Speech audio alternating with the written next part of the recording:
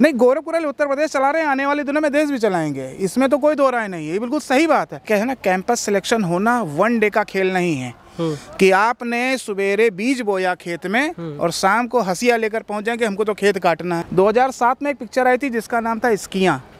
उस पिक्चर में स्कियाँ में एक डायलॉग था कि गोरखपुर में बच्चा बाद में पैदा होता, गोली चलाना पहले सीखता है। बच्चे ने एडमिशन लिया तो वो हमारे लिए ऐसा नहीं है कि वो हमारे लिए एटीएम मशीन हो गया, हमने बस उससे पैसे ले लिए, हमारी इतिश्री, हमारी व्यवस्थाएं, हमारी जिम्मेदारियां सारी खत्म हो गई ना। मैं आपको बता दूं सर कि इनसाइड भारत टीवी ने ये मुहिम छेड़ रखा है कि हमको जो करना है गोरखपुर में रह के करना है, होटल मैनेजमेंट करना है, फिर बीटेक करना है। ये तो गोरखपुर का कभी दिमाग में आता नहीं था। ये होता था कि ये करना है तो बाहर जाना पड़ेगा, और इसमें मार खा जाती थी लड़कियाँ बेचारी। आमतौर जिस हिंदी पट्टी से हम लोग आते हैं, जिस ग्रामीण क्षेत्र से आते हैं, आमतौर पर लड़कियों को बीएड करवा दिया जाता है, या फिर बहुत अगर कोई बहुत बड़ा कलेजा कर दिया कोई गार्जियन तो बीएससी करवा दे। इस department after 12th pass out जो एक एनवायरनमेंट बना है गोरखपुर में या फिर पूर्वांचल में, उसको किस तरह से देखते हैं? पॉलिटिकली मैं विज़न पूछ रहा हूँ कि मतलब जो सरकारें हैं उनसे कितनी मदद मिल पाती है? हम लोगों के लिए कहीं ना कहीं एक बहुत बड़ा परसेप्शन बन चुका, पूरे भारत में बन चुका था कि गोरखपुर का आदमी का मतलब अपराधी। पूर्वांचल की जो धरती है ना, जो ये माटी है, इसमें मेधा भरपूर है। किसी भी तरह से यहाँ पर किसी भी बच्चे के अंदर जो प्रतिभा है इतनी अधिक है।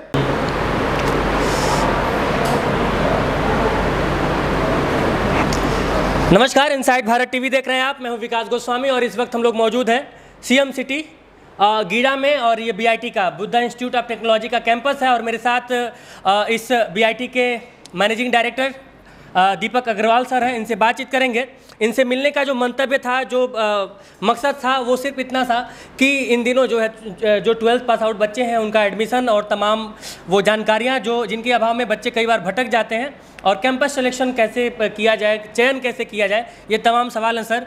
मैं चाहूँगा कि थोड़ा सा घूमते घूमते, क्योंकि मुझे आपका कॉलेज भी देखना है पूरा जी। तो सर, चूँकि एडमिशन का दौर चल रहा है और सबसे बड़ी बात इस समय जो सबसे मुश्किल काम होता है बच्चों के लिए वो ये होता है कि पहले तो कोर्स का चयन करना और दूसरा कि कैंपस का चयन करना। जी जी।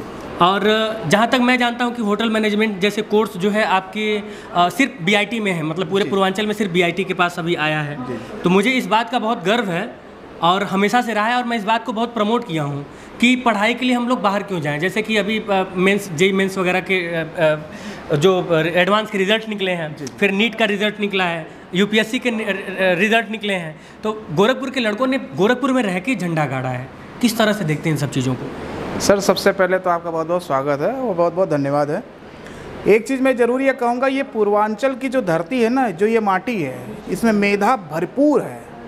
किसी भी तरह से यहाँ पर किसी भी बच्चे के अंदर जो प्रतिभा है इतनी अधिक है, सिर्फ और सिर्फ उसको एक उभारने के लिए मंच देने की आवश्यकता है और कुछ नहीं करने की आवश्यकता है। वो खुद में इतना बच्चा जानकार है, नॉलेजेबल है, लेकिन क्या है कि उसको एक सही डायरेक्शन न मिल पाने के कारण बच्चा इधर उधर भटकता रहता है।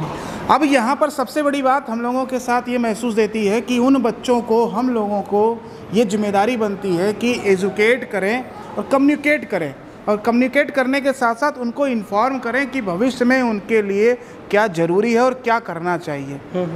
हम इसके लिए समय समय पर अपनी तरफ से काउंसलिंग की शिविर्स भी लगाते हैं, जगह जगह इसका आयोजन करते हैं, जहाँ पे हमारे प्रोफेसर, हमारे एक्सपर्ट्स इस चीज़ों के लिए उन बच्चों को अपनी तरफ से पूरी समझ, पूरी जानकारी के अनुसार उनको ज्ञान देते हैं ताकि उनको भविष्य में क्या करना चाहिए।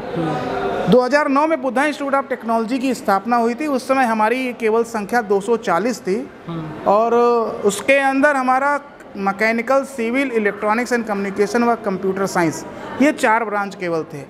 लेकिन 2023 यानी 15 सालों के दौरान हमारी यात्रा कुल मिलाकर बुद्धा इंस्टीट्यूट ऑफ टेक्नोलॉजी से चलती चलती बुद्धा ग्रुप ऑफ इंस्टीट्यूशन में कन्वर्ट हो चुकी।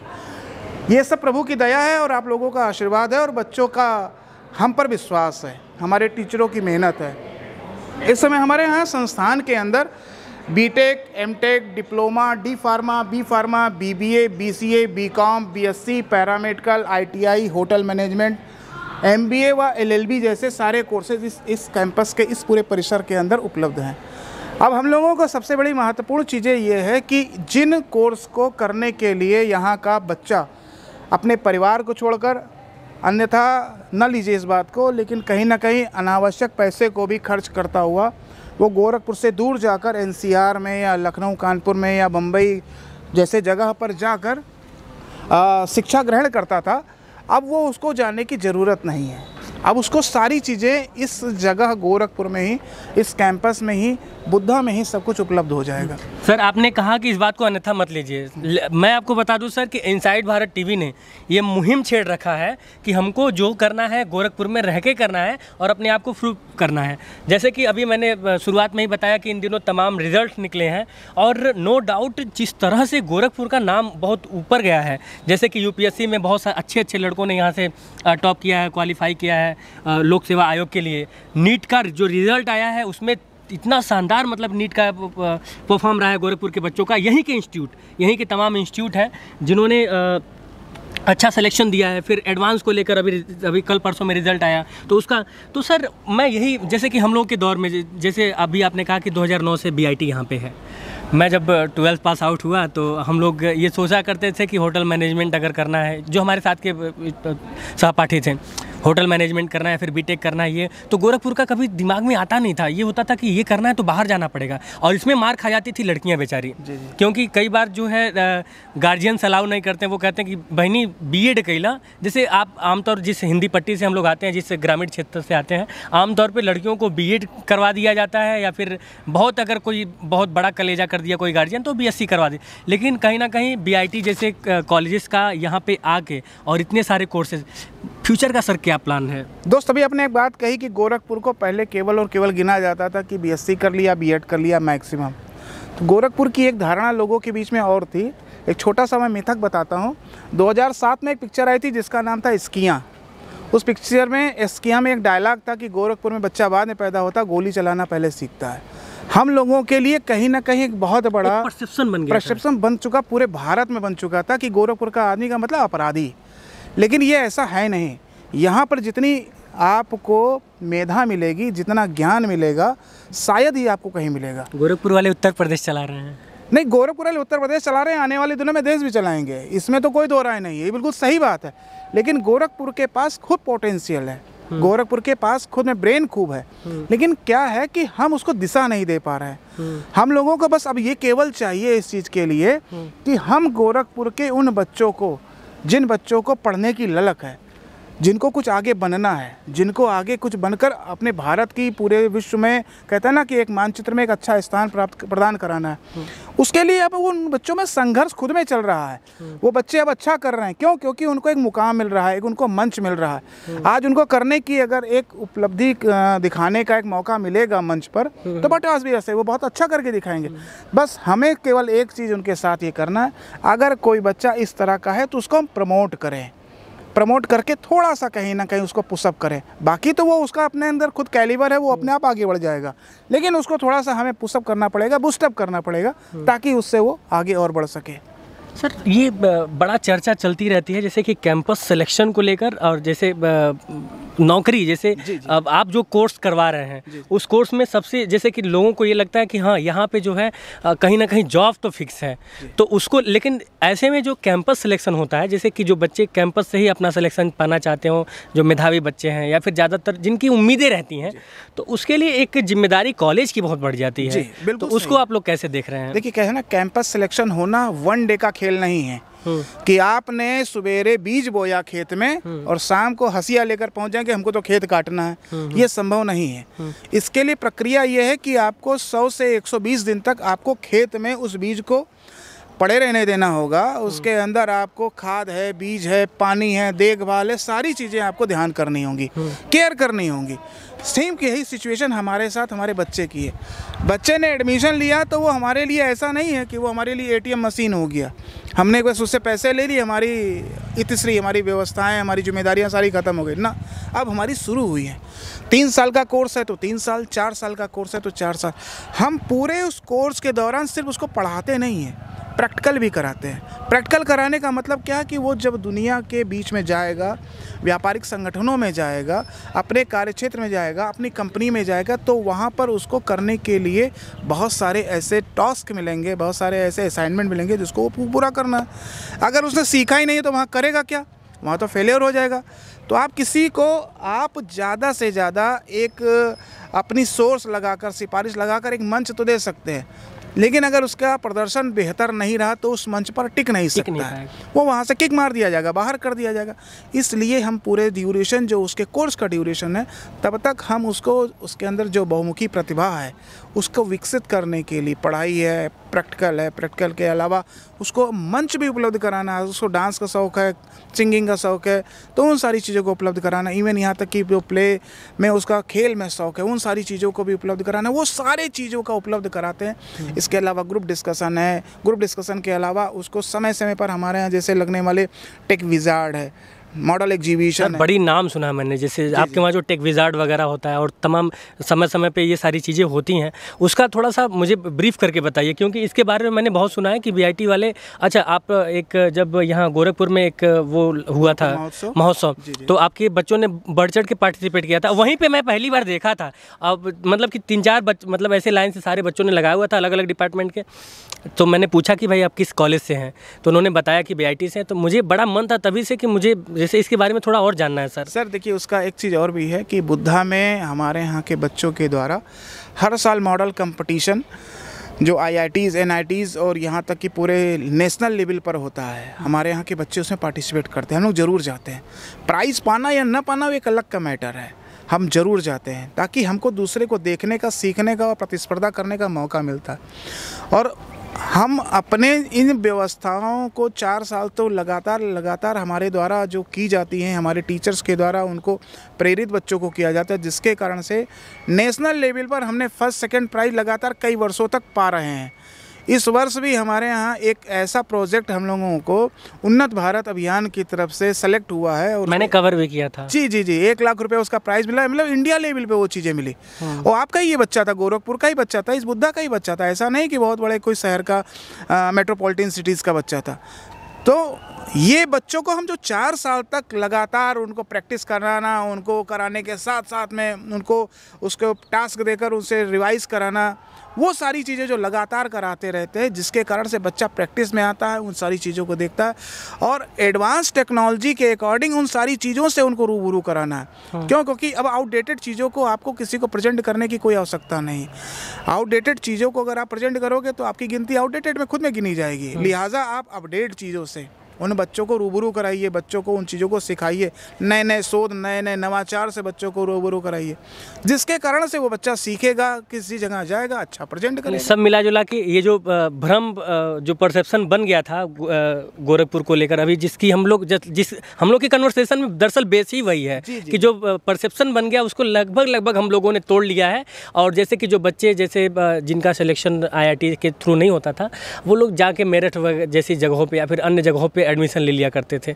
तो ऐसे बच्चे अगर प्रतिभाशाली हैं और उनको लगता है कि हम कुछ कर सकते हैं, तो वो गोरखपुर में भी कर सकते हैं। प्रतिभाशाली नहीं भी है तो प्रतिभाशाली हम बनाएंगे, क्योंकि बस लगन होनी चाहिए, ललक होनी चाहिए कि करना है। सिर्फ एक ही बात कि आपके अंदर जज्बा होना चाहिए। मैं ये महसूस करता हूँ कि आप इस वक्त गीली मिट्टी हैं और गीली मिट्टी के बाद हमें मूर्ति का आकार देना है। मूर्ति आकार देने के बाद हमें पकाना पड़ेगा, लेकिन उस तपन को सहन आपको करना है। बस आप उस तपन को सहन कर जाइए, फिर उस मूर्ति जो पक कर तैयार होगी उसके बाज़ार में एक नहीं सैकड़ों खरीदार मिलेंगे। क्यों नहीं मिलेंगे? गीली मिट्टी की क्या वैल्यू है? भाई आप 1 किलो गीली मिट्टी रख दीजिए, उसका कोई 10 रुपया नहीं देगा, लेकिन उसी 1 किलो गीली मिट्टी से बनाई गई मूर्ति, पक कर तैयार हुई मूर्ति की कीमत लाखों में हो जाएगी, हज़ारों में हो जाएगी। तो ये क्यों होगी? क्योंकि मूर्ति अच्छी बनी और उसके बाद पकने के लिए तैयार हो गई, और पक कर जब मार्केट में तैयार हो गई तो उसी के खरीदार मिल गए। सिर्फ बच्चों को 4 साल तक ड्यूरेशन का जो मेरा एक समय है यहाँ का, या 3 साल के कोर्स के ड्यूरेशन का समय है, उसके लिए एक मेहनत के साथ में, लगन के साथ में, सब कुछ छोड़कर, रिश्तेदारी, नातेदारी, दोस्ती यारी, व्यवहार सब कुछ छोड़ दें। बस उसके बाद में हम लोगों को बस कुछ नहीं करना। वो बच्चे की बिल्कुल रास्ता साफ है, उसको तो यहीं से प्लेसमेंट पाकर जाएगा। भाई कंपनियों को क्या चाहिए? मैं एक सिंपल से अच्छा बात बताता हूँ। मैं एक जर्नल बात में आपको समझाने का प्रयास करता हूँ। अभी आप 1 किलो आलू खरीदते हैं बाज़ार से, 20 रुपये का आता है। आप हर आलू को पलट कर देखते हैं कि ख़राब तो नहीं है। तो जो कंपनी आपको 25,000, 30,000, 40,000, 50,000 रुपये सैलरी देगी, वो आप में क्वालिटी नहीं देखेगी। बिल्कुल 101%। तो वो क्वालिटी आप में देखना चाहती है, वो क्वालिटी आपसे चाहती है कि आपके अंदर क्वालिटी हो, बस वो क्वालिटी आपको हमें तैयार करनी है और कुछ नहीं करना है। कंपनी को काम आप ही लोगों से कराना है, कंपनी को काम इंजीनियर से ही कराना है। तो कंपनी को बस वो मटेरियल मिल जाए कि हाँ हमारा काम करने लायक है बंदा, तो उसके लिए कंपनी तुरंत ले जाएगी। बीआईटी को लेकर एक और चीज़ें सुनने को आ रही हैं कि बीआईटी जो है बहुत जल्दी यूनिवर्सिटी में कन्वर्ट होने वाला है, क्योंकि जिस हिसाब से जिस रफ्तार से आप लोग आगे बढ़ रहे हैं, तो ऐसा कुछ है क्या विजन? क्योंकि सारे डिपार्टमेंट मतलब कि अगर मैं देख पा रहा हूँ यहाँ से, तो सारे डिपार्टमेंट अलग अलग हर जगह पे आ रहे हैं, हर जगह का कैंपस अलग है, जैसे हर कोर्स का कैंपस अलग है, कुछ ऐसा है क्या मन में? सर भविष्य की जो आपकी बात है वो बिल्कुल कहीं ना कहीं सही होगी, और मैं भी उस ऊपर वाले पे बड़ा यकीन करता हूँ।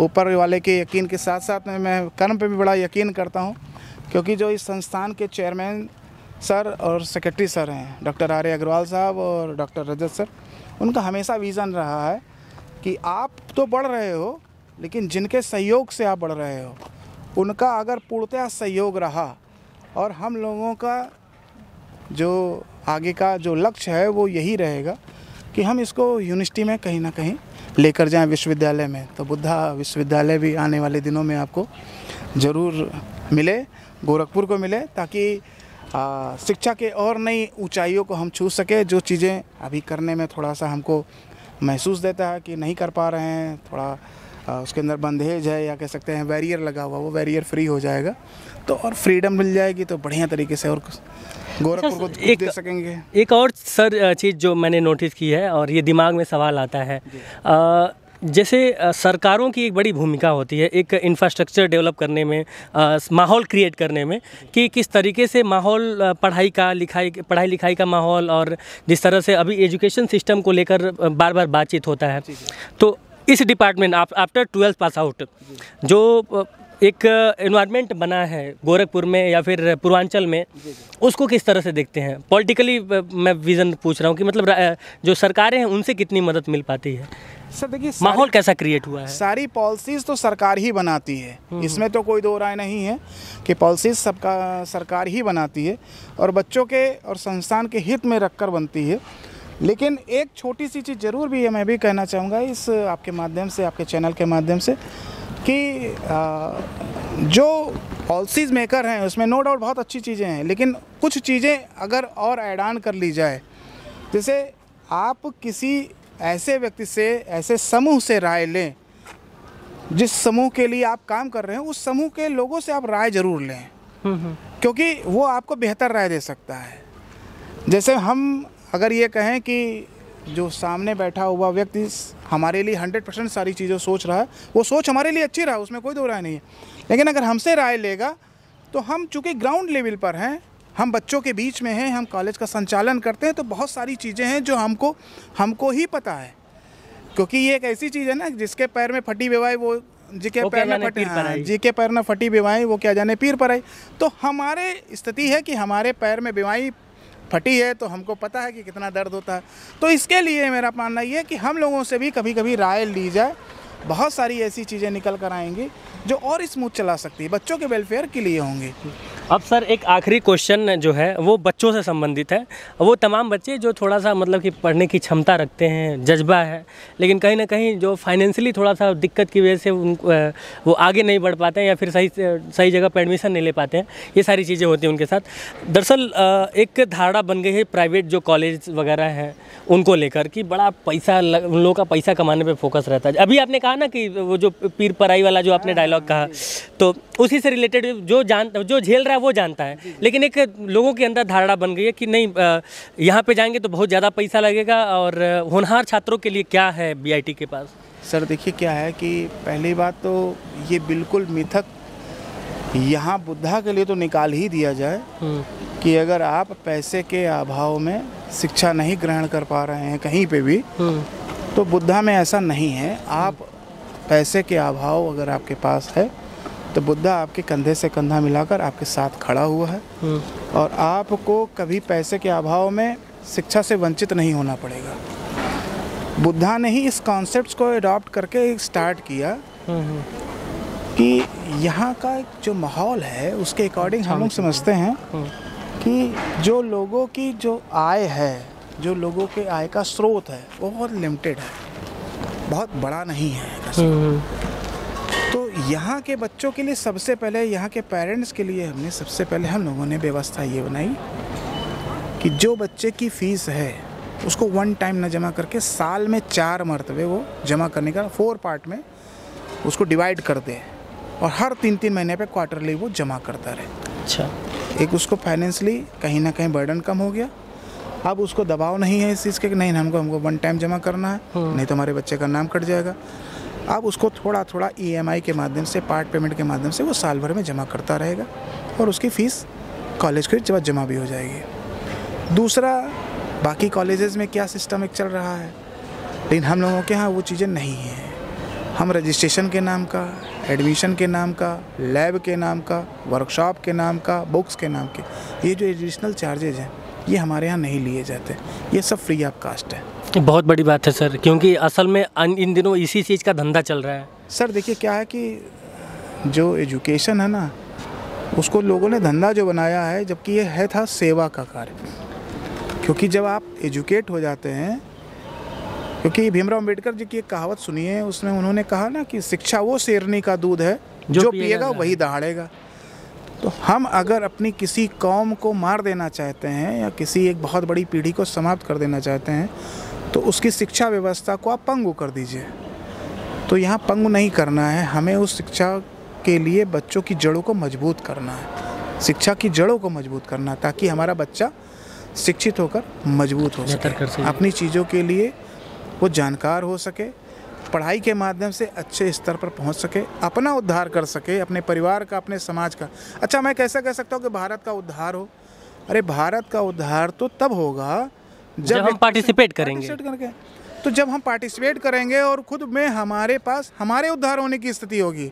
मैं खुद ही भूखा हूँ तो मैं आपको कैसे एक रोटी पूछ सकता हूँ? बिल्कुल। तो मेरा अपना मानना ये है कि वो बच्चा जब तक खुद में अपने स्टेबल नहीं हो जाएगा वो दूसरे को स्टेबल नहीं कर सकता है। इसलिए सबको सबसे पहले ज़रूरत ये है कि खुद स्टेबल होकर दूसरों को स्टेबल करने में सहयोग प्रदान करें, क्योंकि 1 और 1 यहाँ पर 2 नहीं होते हैं, यहाँ 1 और 1 11 होते हैं। बस हमें सहयोग प्रदान करना है। पता नहीं किसको आप सहयोग प्रदान करें और कौन किस यात्रा पर निकल जाए, कितना आगे निकल जाए, आपकी वजह से कोई कहाँ पहुँच जाता है, जीवन पर्यंत उसका जीवन बदल गया। और डॉक्टर भीमराव अम्बेडकर इस बात के साक्षात गवाह हैं। ये आपकी द्वारा दिखाई गई दिशा से उसकी दशा बदल सकती है, और अगर दशा बदल गई तो जाहिर सी बात है पता नहीं कितने लोगों को लाभदायक होगा। तो सर बहुत बहुत शुक्रिया इनसाइड भारत टीवी से बातचीत करने के लिए, बहुत अच्छा लगा आपसे मिलके। बाकी बुद्धा इंस्टीट्यूट ऑफ टेक्नोलॉजी में आने का जो मंतव्य था, जो हमारा उद्देश्य था, मैं सीधे तौर पे ये बताना चाहता हूँ कि गोरखपुर में, पूर्वांचल की माटी में बहुत ज़्यादा ताकत है, बहुत दम है, और मैं नहीं चाहता हूँ कि कोई भी बच्चा दूर जाए, अपने माँ बाप से दूर रह के पढ़ाई करे डिप्रेशन में, क्योंकि डिप्रेशन भी एक बहुत बड़ी बीमारी है जो कि जब आप अपने शहर को छोड़ के जाते हैं तो कहीं ना कहीं एक स्ट्रेस दिमाग में रहता है। ये तमाम चीज़ें और उसका सलूशन आज के डेट में तो गोरखपुर के पास है, इसमें कोई दो राय नहीं है। तो एक कहावत भी है कि हमारा आज का चयन हमारे भविष्य को, हमारे फ्यूचर को निर्धारित करता है। तो बेहतर चयन के लिए एक बार आपको आना चाहिए, देखना चाहिए, समझना चाहिए, अपनी मिट्टी की ताकत को पहचाननी चाहिए, और उसके लिए तो एक बार कम से कम आपको आना पड़ेगा। बाकी तमाम कोर्सेज़ हैं जो कि अब गोरखपुर में अवेलेबल हैं, BIT में अवेलेबल हैं। उन तमाम कोर्सेज़ के लिए आप यहाँ पर एक बार आ सकते हैं, देख सकते हैं, और तमाम खबरों के लिए इनसाइड भारत टीवी है ही। एक बात और कहना चाहूँगा आपके माध्यम से, जो भी दर्शक इस पूरे कार्यक्रम को देख रहे हैं, इस पूरी वार्ता को देख रहे हैं और सुन रहे हैं, उनका बुद्धा में स्वागत है।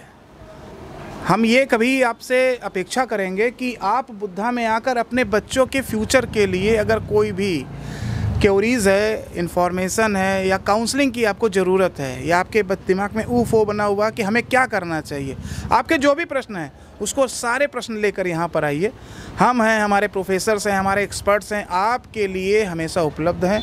जितनी ज़्यादा से ज़्यादा हम मदद कर सकते हैं, सहयोग कर सकते हैं, वो सारा सहयोग करेंगे, ताकि हमारे यहाँ का बच्चा उस जानकारी के अभाव में, उस कमी के वजह से अपने आप को पीछे न रख सके। हम उसमें पूरा सहयोग देंगे, हमेशा बुद्धा में आवे। आपका स्वागत भी है। चलिए सर, तो बाकी इनसाइड भारत टीवी आप देख रहे थे। जय हिंद।